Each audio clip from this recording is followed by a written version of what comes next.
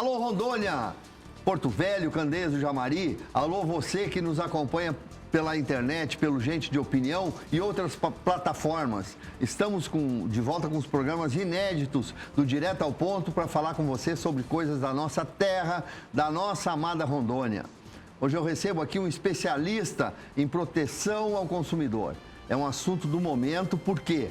Porque as pessoas estão sendo ainda enganadas, a legislação já é boa, está havendo pessoas com super endividamento. Você sabe o que é isso? Você sabe quando é que a sua energia da sua casa pode ser cortada ou quando não pode? Gabriel Tomazetti, grande amigo, um advogado competente e dedicado, me conte qual é a sua opinião sobre esses assuntos. Obrigado, Sérgio, pelo convite. É sempre uma satisfação estar dialogando contigo, sobretudo sobre assuntos que interessam aí a toda a coletividade. Então, agradeço muito o convite. Gabriel, esses órgãos de proteção ao consumidor, tem privados, tem ONGs e tem órgãos do Estado, da União, isso funciona mesmo ou tem muita enrolação e a pessoa que vai pedir socorro não consegue resolver? Como é que está hoje essa situação? Sérgio, esse é um ponto muito interessante, porque no meu ponto de vista, esses órgãos funcionam de uma forma muito tímida e não atendem a contento o desrespeito que vem sendo praticado aqui em nosso estado de Rondônia. A título de exemplo, o PROCON daqui é talvez o único do país, que a gente tem conhecimento, é o único do país que nunca aplicou uma multa. Então, não adianta nada, no nosso ponto de vista, ter um órgão, ter uma entidade de proteção ao consumidor criada exclusivamente para isso, sem ter uma efetividade, né? Então, o atendimento ali que acaba não solucionando os problemas, porque as empresas, sobretudo as grandes, elas não se intimidam ali com o PROCON de Rondônia, Sérgio. Bom, mas eu tenho ouvido, Tomazetti, que há muitos casos em que o consumidor é beneficiado e é indenizado através dos PROCONs. Por exemplo, na questão das empresas de telefone celular, nas empresas de TV a cabo, tipo Sky, que várias pessoas já ganharam ações contra a Sky e contra as telefônicas. Por que daí, nesses casos, funciona?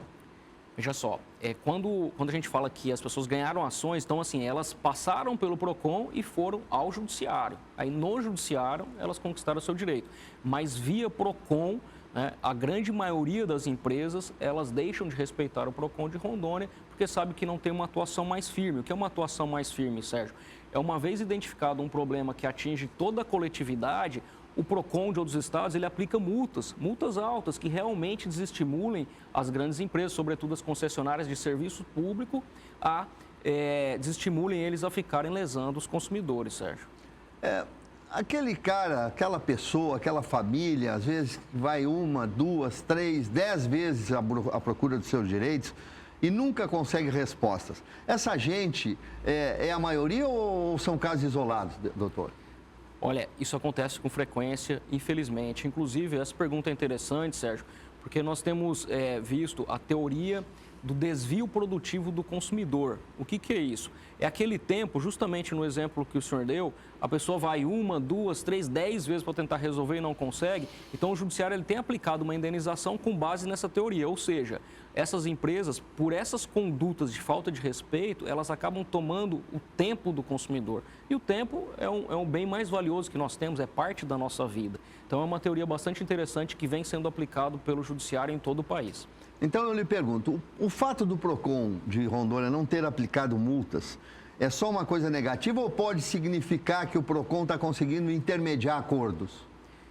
Olha, o PROCON, se ele intermedia acordos, não acontece em relação às grandes empresas e, sobretudo, as lesões que acontecem de forma muito coletiva. São com empresas menores. Agora, as grandes, aquelas que realmente, entre aspas, atropelam os consumidores, como bancos, empresas aí, grandes concessionárias de serviços públicos, empresas aéreas, né? A gente está vendo muito problema com questão de combustível. Essas empresas realmente precisam de uma sanção que pese no bolso e isso o PROCON, infelizmente, ainda não faz. Nós buscamos esse diálogo, Sérgio, é importante estar dizendo isso, né? Dialogamos no início do mandato com o governador, diretamente, pessoalmente, estive com o governador do estado e a gente está na expectativa de que esse governo, né, ele sinalizou que vai estruturar o PROCON e fazer que isso torne realidade. Nós estamos torcendo para isso e esperamos, inclusive, poder somar com o PROCON.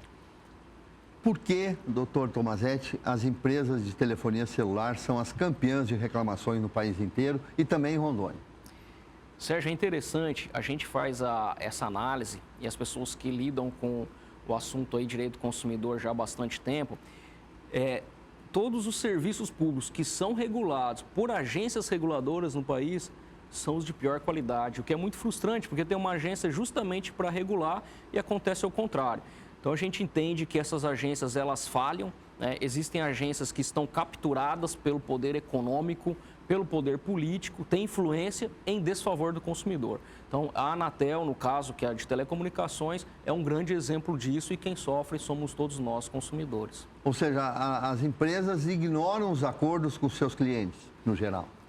Ignora os mais básicos princípios das relações de consumo, ignora às vezes até resoluções da própria Anatel. Vamos falar um pouquinho de energia elétrica. Nem é necessário entrar na questão de custo da energia, porque isso já é uma ampla discussão. Eu queria pegar por outro ângulo. O ângulo aquele em que as empresas, e agora a Energisa aqui em Rondônia, está fazendo um trabalho muito pesado de caça ao consumidor que não paga corretamente a energia ou que tem gato. Quando, doutor, o consumidor pode ter a sua energia cortada e quando não pode? Quais são? Vamos explicar assim didaticamente para o nosso consumidor. Interessante a pergunta, Sérgio, porque nós somos totalmente contrários ao furto de energia. Lembrando que é um crime, o consumidor que está furtando energia, ele está praticando um crime que, inclusive, ele pode e deve ser preso. Por outro lado, Sérgio, também é crime fazer uma falsa acusação de um crime.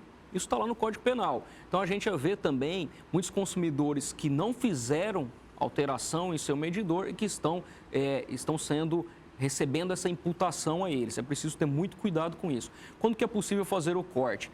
Quando a pessoa está devendo. Agora, o que nós entendemos? Que deve haver uma razoabilidade. Nós estamos vendo com muita frequência, até mesmo empresas e pessoas físicas, o consumidor comum, que é surpreendido com a conta, com a energia cortada. Então, tu chega lá, ontem uma dona de uma escola me ligou. Poxa, a escola estava funcionando, simplesmente a empresa chegou lá e cortou. Ela tem a escola há muito tempo, há décadas paga a conta em dia e não teve um aviso. Então, é preciso ter um aviso. Mas a lei determina isso, doutor?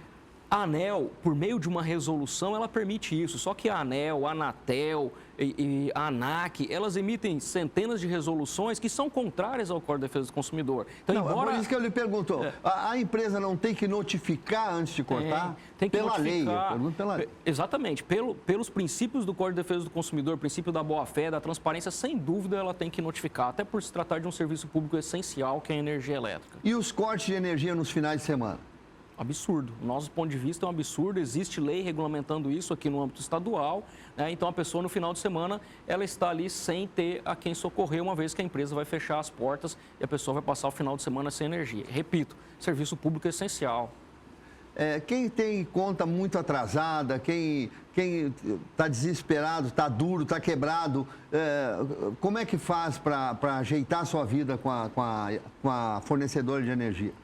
Sérgio, bastante interessante a pergunta nesse sentido. Nós tivemos notícia de que a Energisa não conseguiu ainda alinhar com o PROCON e com a Defensoria Pública um mutirão de renegociação que tem ali um respeito ao consumidor, um tratamento realmente com mais atenção, sobretudo o assunto do superendividamento que o senhor mencionou no começo da entrevista. Então, nós tivemos pessoalmente com o Defensor Público Geral do Estado, ele está aguardando a Energisa para estar formatando, né, um mutirão de renegociação, da forma que está sendo feita. Ou tu paga pelo menos 30%, ou nós vamos cortar agora, a gente entende que é abusivo. Bom, uma outra questão são as estatais que não funcionam. Por exemplo, Correios.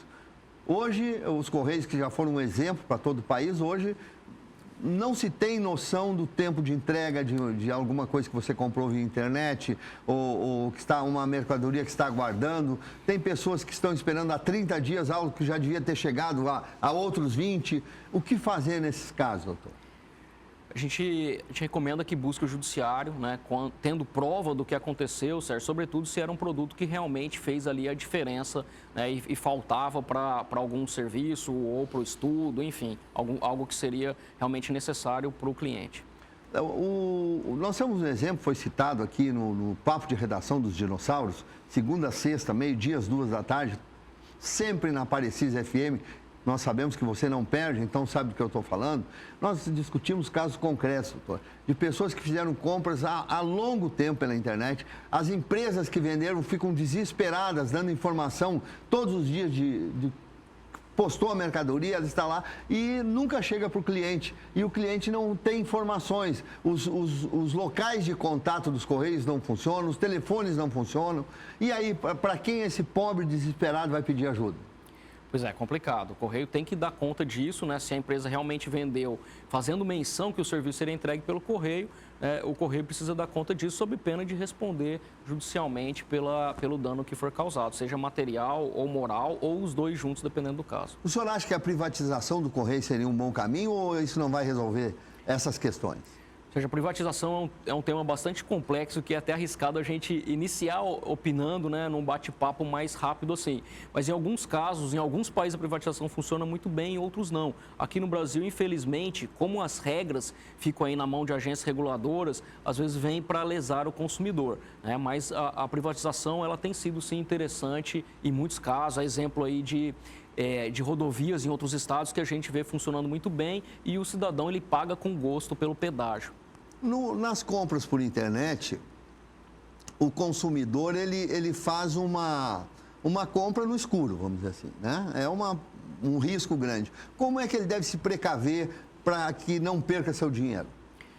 Sérgio, a primeira dica, né, e parece até óbvio, mas é preciso falar isso ainda hoje, é certificar o site que ele está comprando. Então, buscar, fazer ali no Google uma pesquisa, verificar se já teve muitas reclamações, preferencialmente comprar nos sites maiores, de empresas com credibilidade, que teve indicação de um amigo, que conhece o endereço físico, alguém que conheça o endereço físico da loja, para se respaldar nesse sentido. É a principal dica e é a mais básica que tem que ser feito.